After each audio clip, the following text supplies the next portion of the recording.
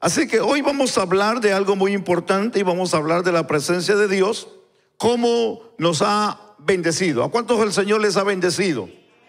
Amén. Pero también Dios nos ha instruido y eso es una parte importante. Así es que hoy vamos a entender, en la presencia de Dios somos bendecidos e instruidos. Y para ello vamos a ir a Mateo capítulo 21. Y voy a dar lectura. Quiero solamente usar, gracias hermano, el versículo 17. Pero para entender el 17, voy a dar lectura desde el 12 para tener una idea de lo que en sí dice el versículo 17. Tengo otras 3 lecturas más, pero esas las vamos a dar ahí usted sentadito. Mateo 21, 12. Leemos la palabra del Señor y la leemos honrando al Padre, al Hijo y al Espíritu Santo. ¿Alguien dice amén?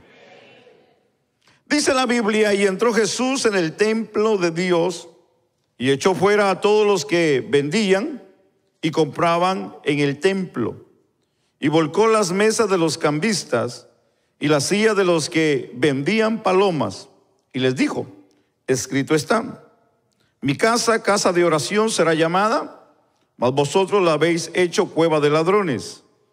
Y vinieron a él en el templo ciegos, cojos, y los sanó. Pero los principales sacerdotes y los escribas, viendo las maravillas que hacía, y a los muchos aclamando en el templo diciendo: Hosana al Hijo de David, se indignaron. Y le dijeron: ¿oyes lo que estos dicen? Y Jesús les dijo: sí. ¿Nunca leíste de la boca de los niños y de los que maman perfeccionaste la alabanza? El versículo 17 dice: y dejándolos, salió fuera de la ciudad, dice la Biblia, a Betania, y pasó allí. Dejamos la lectura ahí. Oramos al Señor, mis amados hermanos, y le decimos: buen Dios y Padre, soberano Dios del cielo y de la tierra, te damos gracias por tus grandes bendiciones, por tu grande amor, por tu compasión hacia la vida nuestra. Señor, estamos aquí en esta noche reunidos para poder adorar y bendecirte, pero también para escuchar el consejo de tu palabra a la vida de nuestras vidas, deseando, Señor, que toques, ministres y hables a lo más profundo de nuestra vida. Padre, te damos muchas gracias en el nombre de Cristo Jesús. Amén y amén. Puede tomar su lugar, mi amado hermano. Tenga la amabilidad. Gloria al Señor. Cristo vive. Amén. Bueno, déjeme entonces ir a la Biblia y le voy a pedir que me acompañen en el Evangelio de Marcos, capítulo 11, versículo 11 al 12.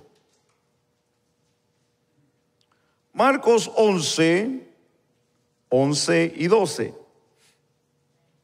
Dice: y entró Jesús en Jerusalén y en el templo, y habiendo mirado alrededor todas las cosas, como ya anochecía, se fue a Betania con los 12. Es la misma historia que leímos en Mateo, solamente que de una manera diferente. Versículo 12. Al día siguiente, cuando salieron de Betania, dice la Biblia que tuvo ¿qué? Hambre.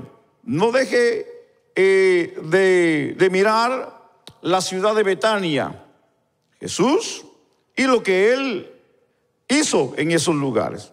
Bueno, vámonos entonces a Juan capítulo 11, versículo 1. El Evangelio de Juan, el capítulo 11, versículo 1 al versículo 5.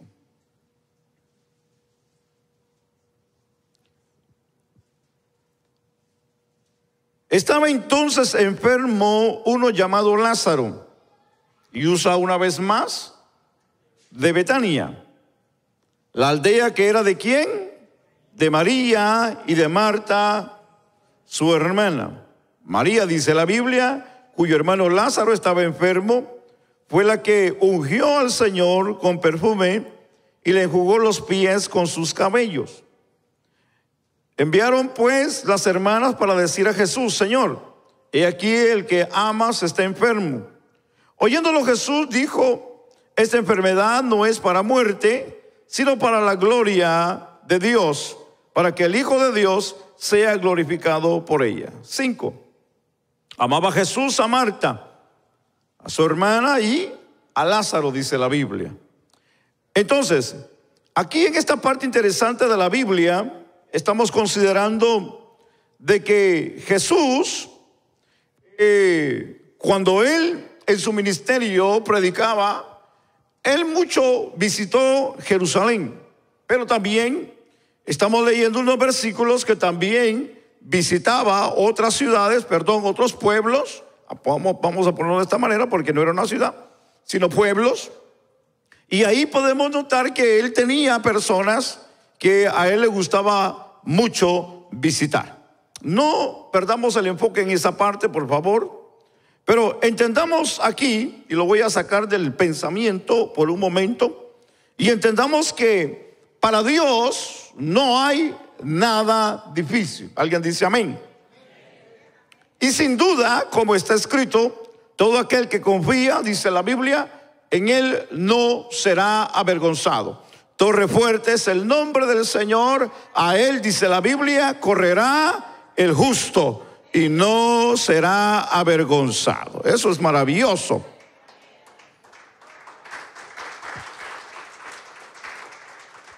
Cada cosa que Jesús hizo y dijo, de una manera, tuvo una gran profundidad y también tuvo poderosas enseñanzas en lo que él mencionó, y de una manera no solamente para aquellos, sino también para nosotros. Y esto para nosotros hoy nos hace de una manera reflexionar de lo que para nuestra vida del diario vivir nosotros necesitamos. Y algo que debemos de entender es al Espíritu Santo de Dios, que el Espíritu de Dios ha quedado en la vida de nosotros y en la iglesia para edificarnos, para bendecirnos y para cada día darnos la fuerza para seguir adelante en este camino. Entendamos aquí una parte interesante, porque la Biblia, regresemos al pensamiento, que en Betania dice la Biblia que Jesús se hospedó más de una vez. Entendamos aquí que cuando Jesús iba a Jerusalén, él no narra la Biblia que él se quedaba a dormir en Jerusalén. Él iba a Jerusalén a realizar milagros, a visitar el templo. Y aquí leímos una parte que en Mateo, en el capítulo 21, donde él saca a los cambistas, tira las mesas y hace ese, ¿cómo podemos llamarle? Que para mucha gente puede parecer un espectáculo, pero no fue así, sino fue una acción del celo que tenía en él por lo que estaban haciendo dentro del templo aquella gente. Entonces, entendamos aquí esta parte interesante. Marcos capítulo 11, donde leímos, y Juan capítulo 11, donde leímos, la Biblia nos enseña que Jesús entró en Jerusalén y en el templo, y habiendo mirado alrededor de todas aquellas cosas, dice, donde leímos que un versículo que leímos que se había hecho noche, y se fue a Betania con los 12, y al día siguiente dice la Biblia que cuando ellos, dice la Biblia, amaneció, salieron de Betania para hacer y rehacer una vez más el trabajo y la labor que el Señor estaba haciendo. Así que aquí podemos ver que el Señor, cuando iba a Jerusalén o estaba ahí, por lo general no se quedaba en la ciudad. Algo interesante, a mí me llamó mucho la atención, porque si hay algo que el Señor amaba era Jerusalén. Si hay algo que el Señor deseó era estar en Jerusalén. Si hay algo que a él le fascinó fue Jerusalén. Y cuando hablamos de Jerusalén, estamos hablando de la ciudad, estamos hablando dónde estaba ubicado el templo.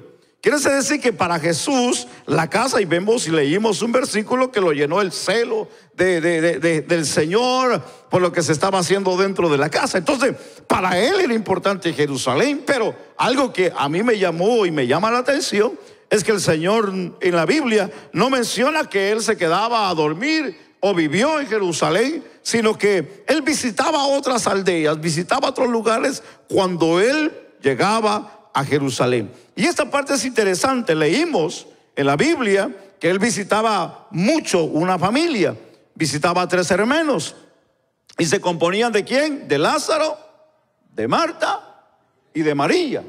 Esta familia a la que él visitaba mucho, y los podemos considerar que eran los amigos de Jesús, porque Jesús, aparte de tener discípulos, el Señor tuvo amigos. Usted sabía eso.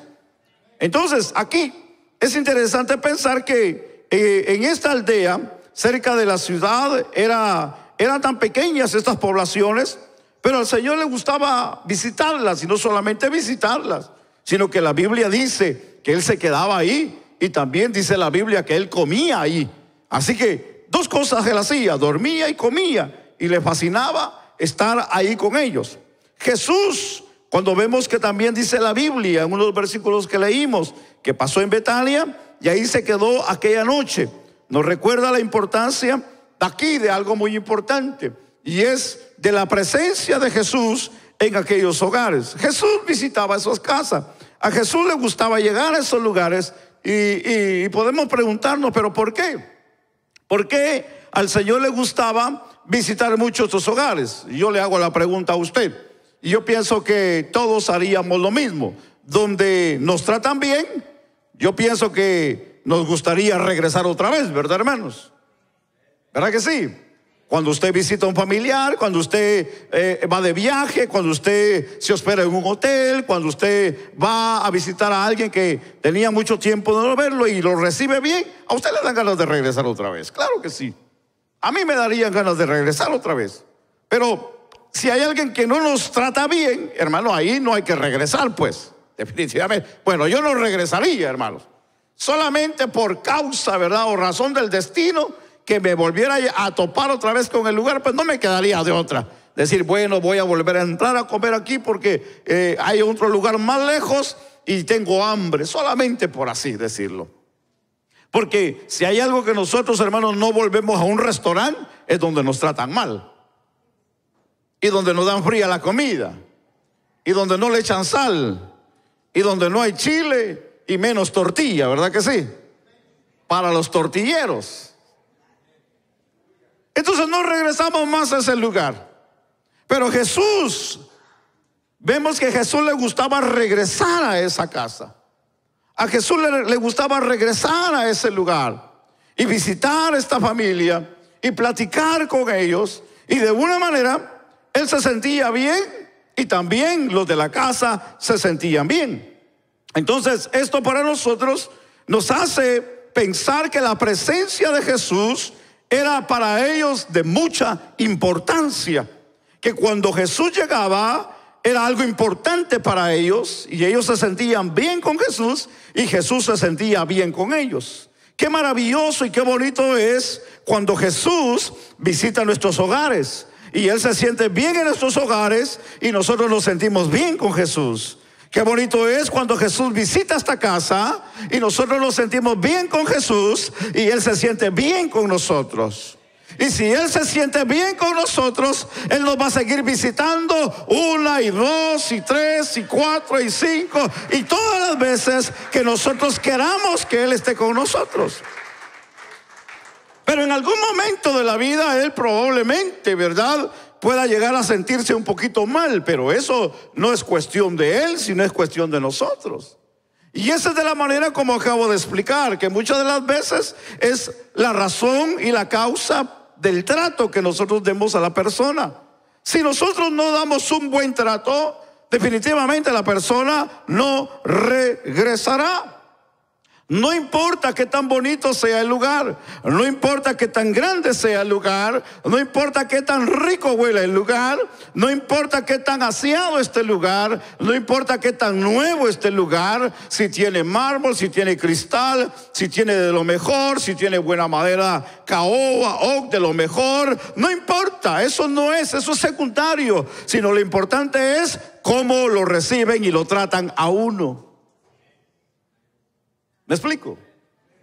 Yo le hago la pregunta a usted en esta noche: ¿cómo lo han tratado aquí? ¿Mal o bien? Muy pocos dijeron bien. Quiere decir que a los demás los han tratado mal. Bueno, eso no es culpa del pastor, hermano. Véase con el hermano Roldán allá atrás. Pero si a usted no lo han tratado mal, yo pienso que es importante que analicemos. Ahora, la pregunta aquí sería esta parte importante. Usted dice, bueno, a mí me han tratado mal, pastor. Bueno, le hacemos la pregunta: ¿y usted cómo ha tratado a los demás? ¿Ha tratado bien o ha tratado mal? Porque si a usted lo han tratado mal, eso no quiere decir que usted trate mal. No, al contrario, usted debe de pagar bien con mal. Nosotros necesitamos hacer el bien, porque a eso hemos sido llamados. ¿A hacer qué, hermanos? El bien. Jesús dijo: si alguien te maldice, tú bendícelo. Si alguien te mira mal, tú míralo bien. Si alguien te pide que vaya una milla, ve dos, dijo el Señor. Si alguien te quiere pedir la capa, dásela, regálasela. Si alguien le dice que camines con él una milla, Jesús dijo: ve dos con él. Porque la ley y la costumbre solamente marcaba una vez, y la forma como la ley lo decía es que se lo tenía que echar en los hombros a la persona que encontraba en el camino, porque allá se caminaba mucho. Entonces la gente de una manera se cansaba, y cuando la persona tenía que llegar a un lugar muy importante, a su cita o algo, le pedía a un viajero que lo ayudara con una milla. ¿Qué era lo que hacía el viajero? El que iba o el que pasaba lo agarraba y se lo echaba al hombro y se lo llevaba a una milla para poder avanzar, para que descansara y pudiera llegar a su destino. El Señor dijo: no vayas con él, no te lo lleves una milla, llévatelo 2 millas arriba.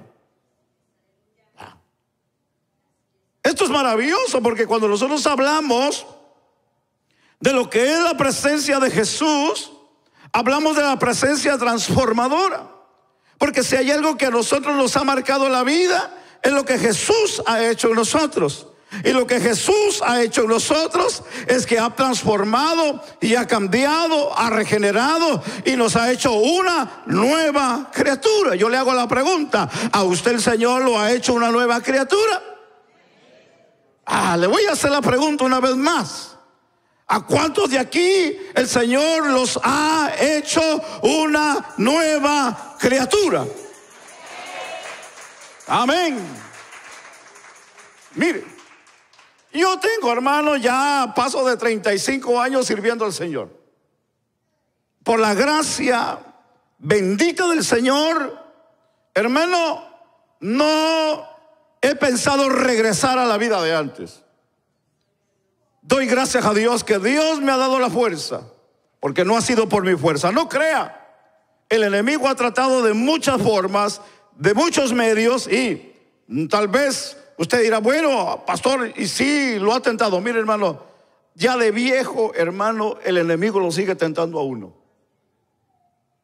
Ya de viejo. Claro, no es igual como cuando uno entra al evangelio.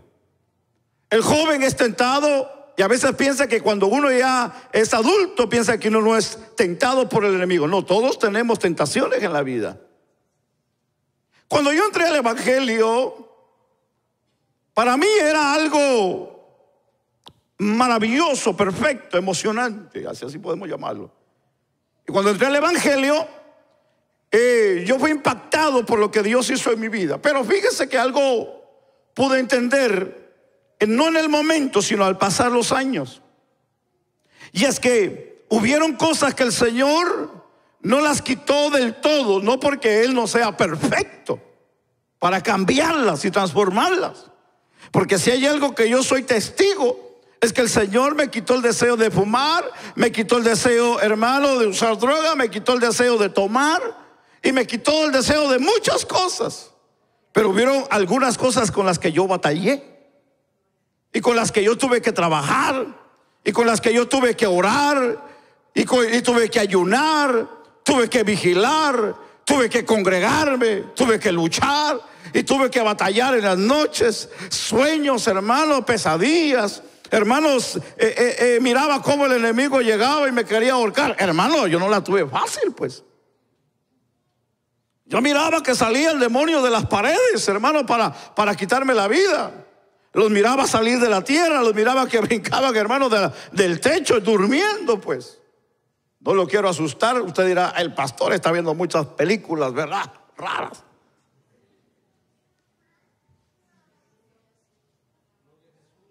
Tal vez a usted le pasó.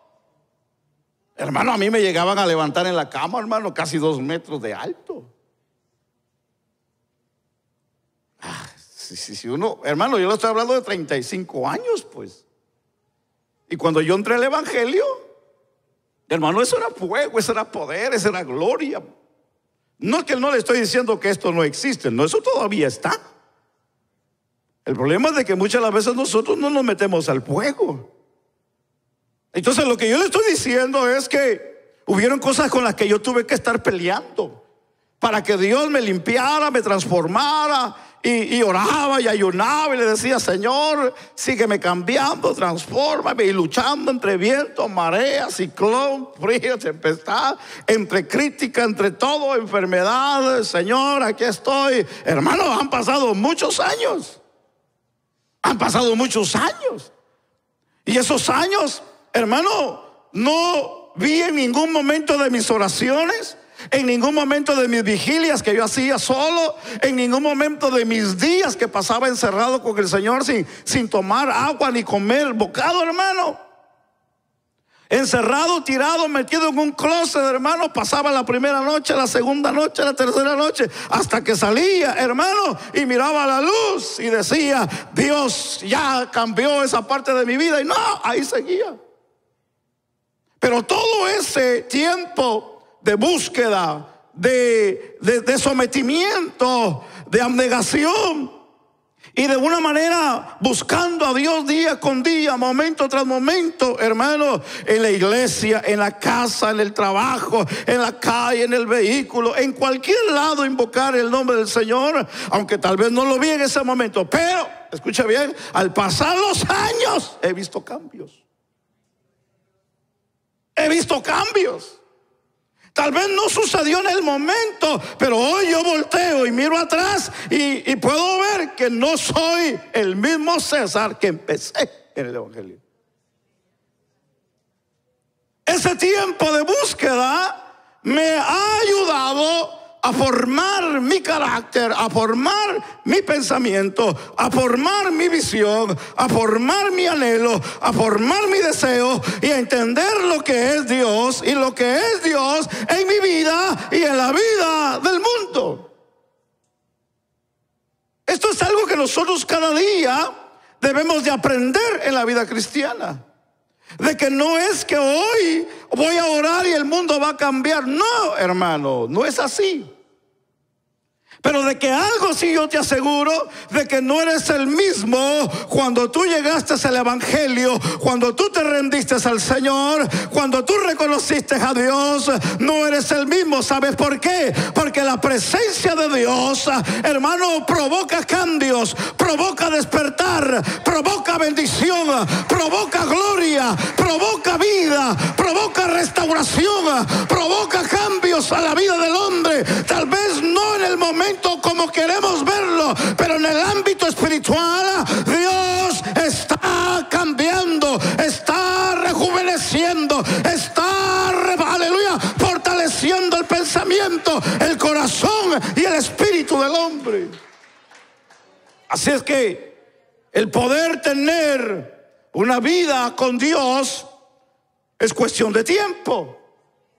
No es de un día, no es de 2 días, no es de un mes, no es de un año, no, sino es de una continuidad, de una forma de búsqueda día con día, momento tras momento. Por eso sí que hay algo que nosotros debemos de entender, es que cuando Jesús llega a una casa, cuando llega a un matrimonio, cuando llega a un corazón, hay cambios en la vida.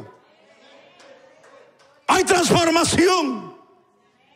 Y hablamos, hay bendición de Dios. ¿A cuántos el Señor los ha bendecido con su presencia?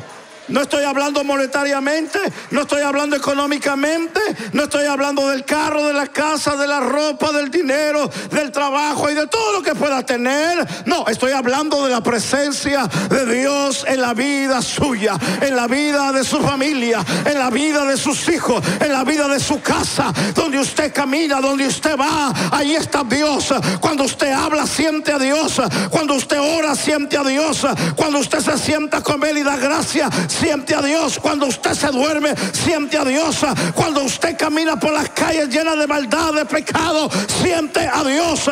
Eso es Dios en la vida de nosotros. Eso es la gloria de Dios en la vida nuestra. Yo no sé si usted siente cuando camina a Dios en su vida. ¿Alguien está aquí en esta noche? ¿Alguien está aquí en esta noche? Amén. Entonces entendamos este punto, porque cuando la presencia de Jesús llega a nuestra vida, somos transformados. No hay duda alguna, somos transformados. Surge el cambio en nosotros. Debe de haber un cambio. Si Jesús está en la vida, si está en la casa, debe de haber un cambio. Si Jesús no hace el cambio, entonces eso quiere decir que Jesús todavía no ha entrado a la casa. Sí, tenemos que hablar de esto. Tenemos que mencionar que una persona que todavía sigue con las mismas costumbres, con las mismas mañas, con el mismo pensamiento, con la misma forma de vida pecaminosa, hoy sí, mañana no, probablemente pasado, quién sabe el próximo día, no tiene todavía una convicción clara del evangelio. Llamémosle simpatizante, llamémosle amigo del evangelio, llamémosle alguien que le gusta escuchar de la Biblia, le gusta escuchar de Dios, solamente como para acomodar su conciencia que lo está golpeando el alma. Sí, porque hay mucha gente que está en las iglesias solamente para apaciguar su conciencia. Alguien dijo que es como una señora grande vestida de negro que se le sienta en el pecho a uno, dijo alguien. Y quieren mover eso y no pueden. Y la única manera es ir a la iglesia para escuchar, para que oren por mí y como sentirme un poco liviano y seguir el camino. Y déjeme decirle hoy, en esta noche, que la vida cristiana no es para apaciguar la conciencia, sino es para que Jesús entre a la casa y viva en la casa y coma en la casa y duerma en la casa y viva con nosotros. Porque si hay algo que debemos de entender aquí, es que ya Jesús ya era parte de esta familia, hermanos. Ya era como cuando le hicieron cama y casa al profeta Eliseo, porque pasaba mucho, y dijo la mujer: hagámosle un lugar para que se quede aquí, pongámosle una cama, pongámosle una estufa, pongámosle una mesa, pongámosle una silla. Dijo aquella mujer.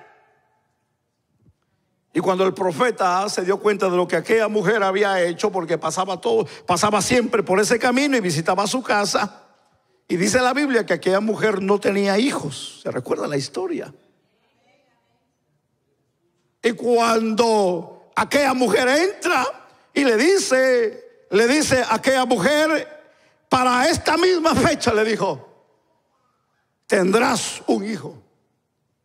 Y aquella mujer se queda asustada porque no había tenido familia. Ella se tira al piso y le dice: ¿qué tienes contra mí? Le dice: yo solamente, le dijo, quiero ser tu sierva o servirte.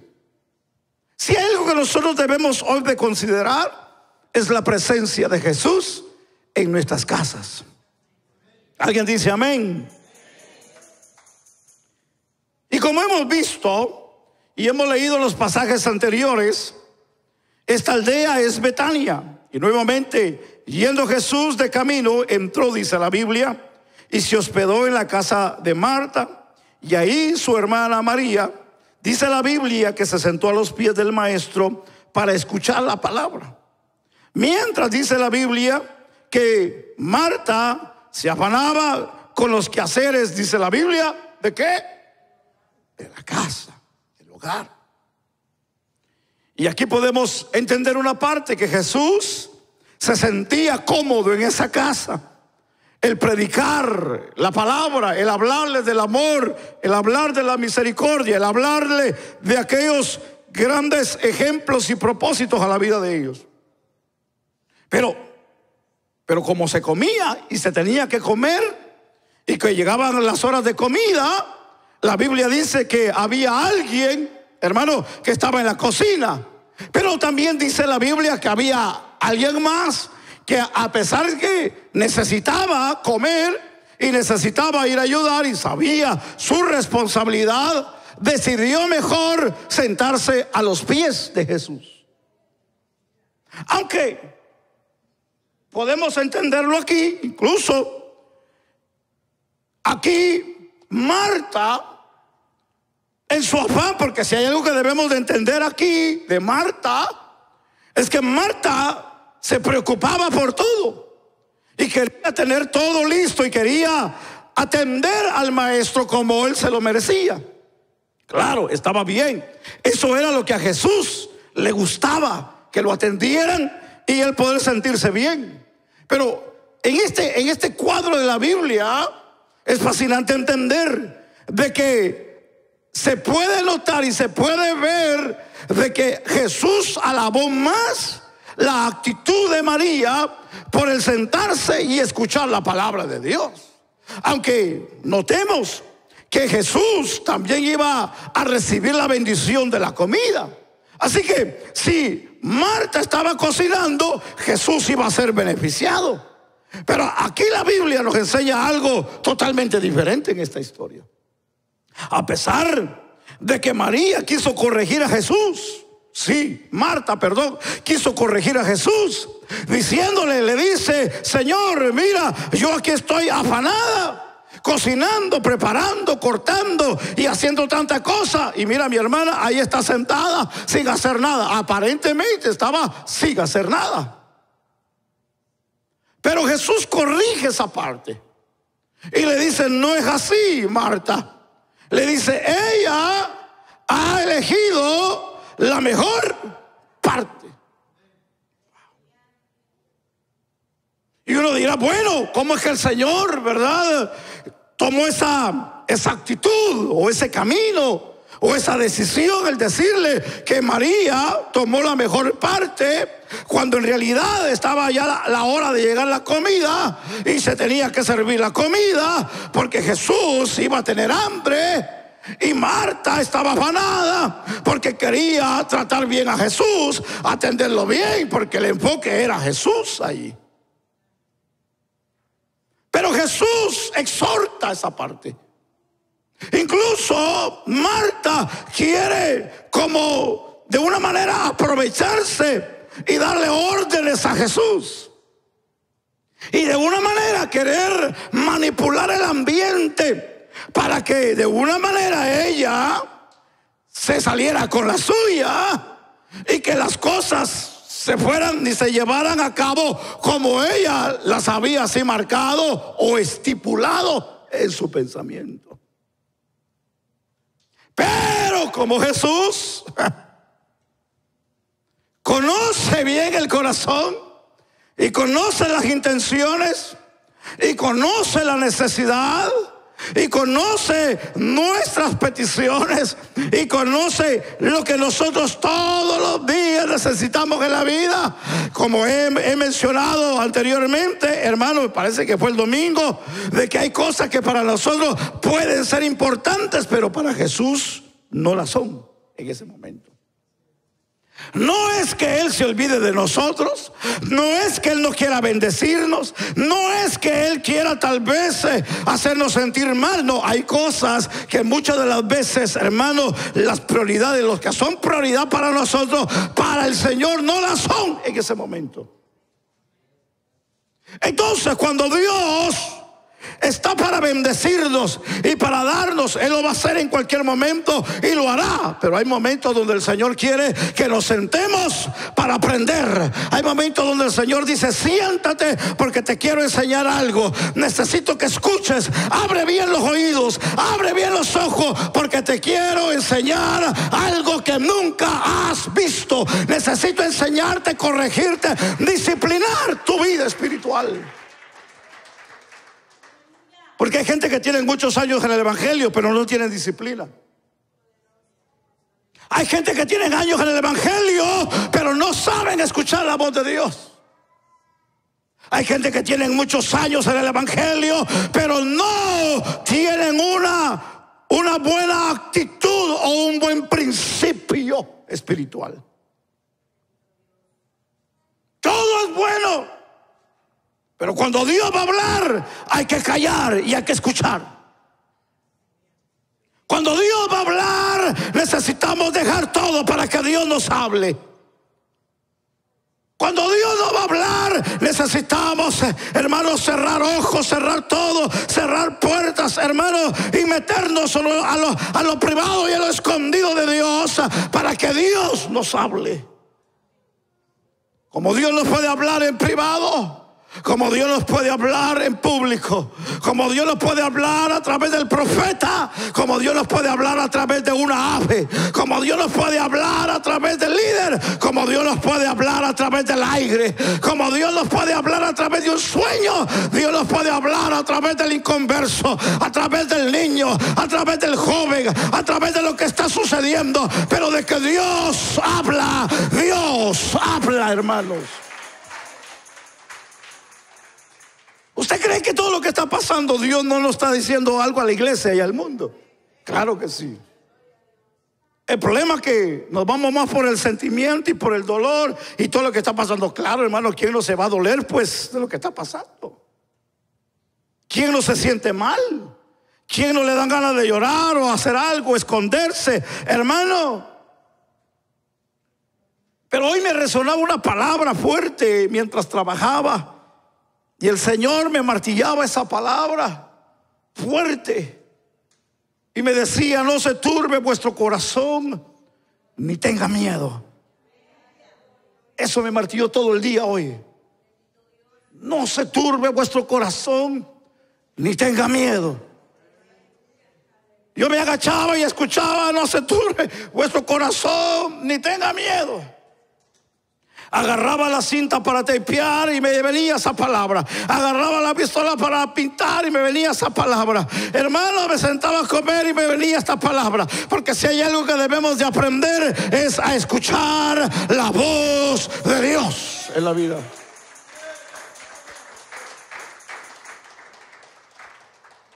Necesitamos ser instruidos por Dios. Necesitamos escuchar la voz de Dios. Si usted no está acostumbrado a escuchar la voz de Dios, yo le aconsejo que comience a escuchar la voz de Dios. Que Dios quiere hablar con usted y quiere hablar conmigo. Pero como estamos muy afanados en la vida, estamos más preocupados por lo que vamos a comer, estamos más preocupados por lo que vamos a vestir, estamos más preocupados por lo que vamos a ganar. Estamos más preocupados por lo que está pasando allá afuera. Estamos más preocupados por el clima. Estamos más preocupados por la hora. Estamos más preocupados por lo que mañana va a suceder. Y no nos estamos enfocando en la persona de Jesús en la vida nuestra. Es maravilloso pensar lo que Jesús está haciendo en esta casa. Porque si hay algo que Jesús está haciendo en esta casa, es de una manera no solamente que enfocó a la familia, sino que nos quiere también enfocar a nosotros.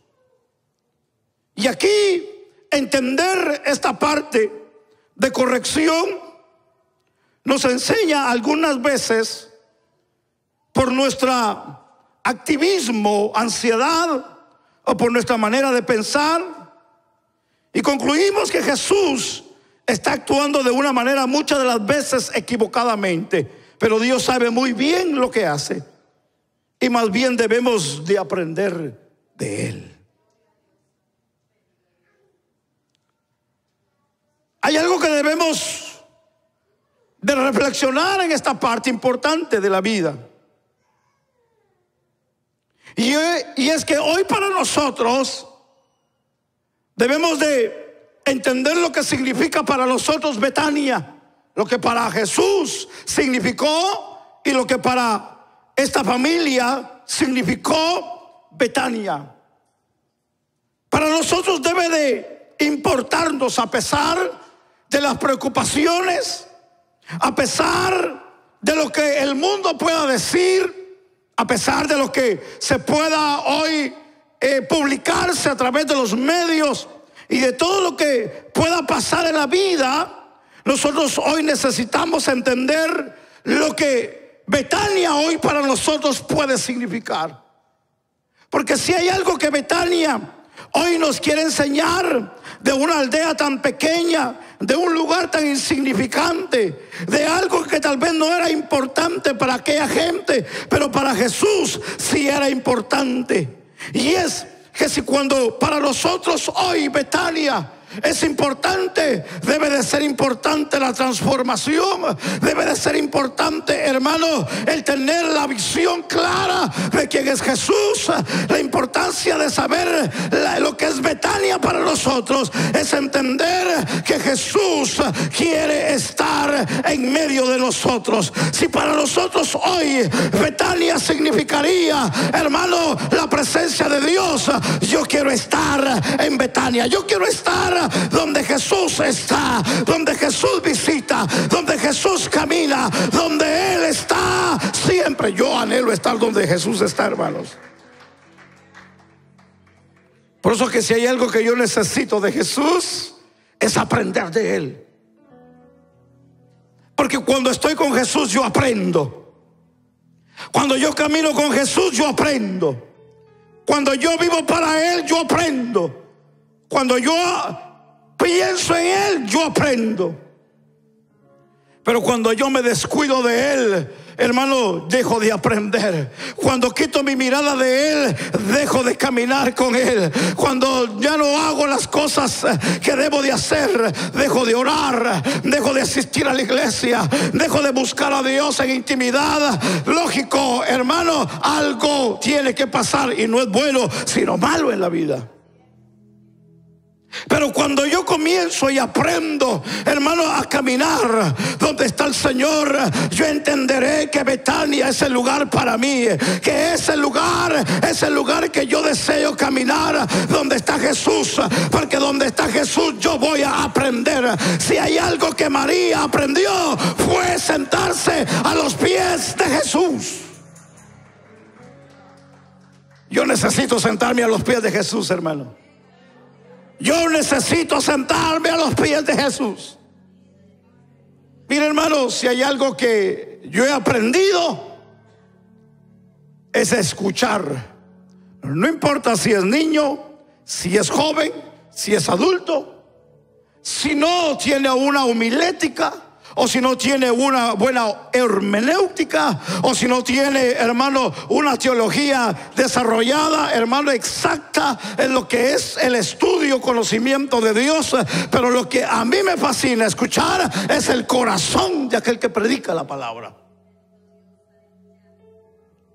No es la teología, no es lo que uno pueda aprender de estudio, sino es con el corazón que uno lo hace. Hoy quiero decirle a usted que cuando usted predique, hágalo con corazón. Cuando usted enseñe, hágalo con corazón. Cuando usted haga las cosas, hágalo para Dios.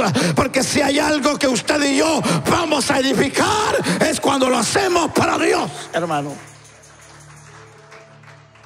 Por eso que hoy algo debemos de aprender. Yo estoy terminando en esta parte. Porque si el Señor tuvo que corregir a Marta, y decirle que María había elegido la mejor parte. Hoy nosotros como líderes, predicadores, maestros, pastores, nos quedamos cortos ante la semejanza de alguien que consideró sentarse a los pies de Jesús. Hay mucha gente a través de los años que he caminado dentro del evangelio. Hay gente, maestros, predicadores, evangelistas, mucha gente de renombre. Yo me he topado con evangelistas de renombre que no tienen ninguna iglesia donde congregarse. Esa es una vergüenza. Porque todos necesitamos sentarnos para aprender de alguien. Yo aquí le he cerrado la puerta a muchos predicadores. Sí, porque yo no puedo aceptar que alguien me venga a predicar de santidad y que me venga a predicar de amor y que me venga a predicar de unión cuando él no tiene un lugar donde congregarse. ¿Me explico? Sí. A mí me conocen muchos predicadores y me conocen muchos pastores. Y me conocen por una actitud que yo tengo. Y la actitud que yo tengo es que cuando llega un predicador nuevo, siempre lo cuestiono y le hago 3 preguntas. Y le digo, ¿cómo se llama su pastor? ¿Cómo se llama su iglesia? ¿Cuántos años tiene en esa iglesia? Muchos pastores cuando me mandan a alguien dice, Gómez, ya lo cuestionamos para que no lo cuestiones.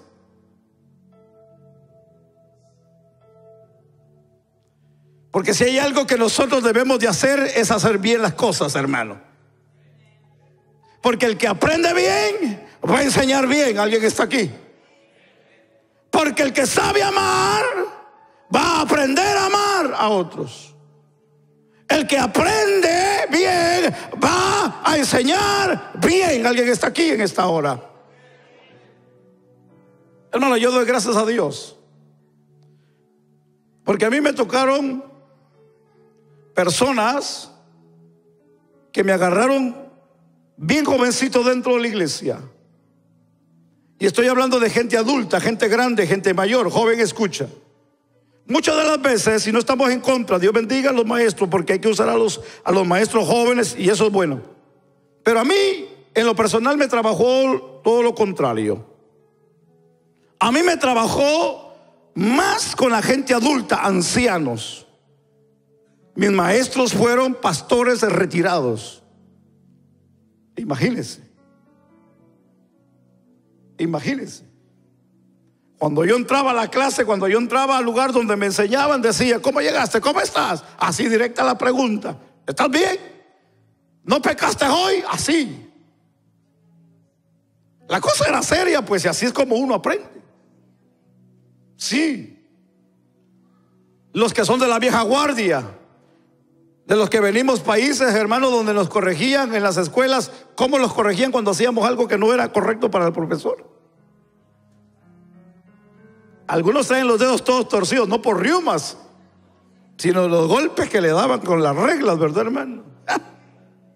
Reglazos. Se quebraba, compraban otra. Eso no era problema. En la cabeza, ¡pa! Póngase los dedos, ¡pa! La otra, en el aire iba la mano y ¡pa! La agilidad de los maestros, ¿verdad, hermano? Todos ustedes que aprendieron de esa manera, verá que algo sirvió. Algo sirvió. Sí. Muchos de ustedes estudiaron, siguieron carreras, se hicieron profesionales. Bien latigueados, pero se graduaron, pues. Algunos fuimos rebeldes. Le queríamos quitar la regla al maestro y darle con esa, ¿va? Así como él, no tuvimos nosotros ninguna carrera. Pero toda la disciplina. La Biblia dice que dice la Biblia que al que ama a Dios, lo disciplina. Así que nosotros necesitamos recibir la disciplina de Dios y decir: Señor, yo necesito sentarme y escuchar tu voz. Amén. Yo concluyo, yo termino. Hace muchos años, esto salió en el canal de Historia, de un hombre que tenía una granja y que tenía un pollo muy raro. Este pollo lo estaba exhibiendo y se hizo muy famoso el pollo por una parte muy peculiar y muy fuera de lo común. Y este pollo no tenía cabeza. ¿Usted, cómo está eso? Sí. Cuenta la historia que el granjero, este pollo, hizo algo que no le gustó al granjero que hizo. Y pollo que se porta mal, pollo que hay que cortarle la cabeza. El granjero dijo: este pollo lo tendré que matar. Era muy pleitisto. Lo agarró, lo llevó a donde cortaba a los pollos la cabeza y le pegó el hachazo. ¡Pah!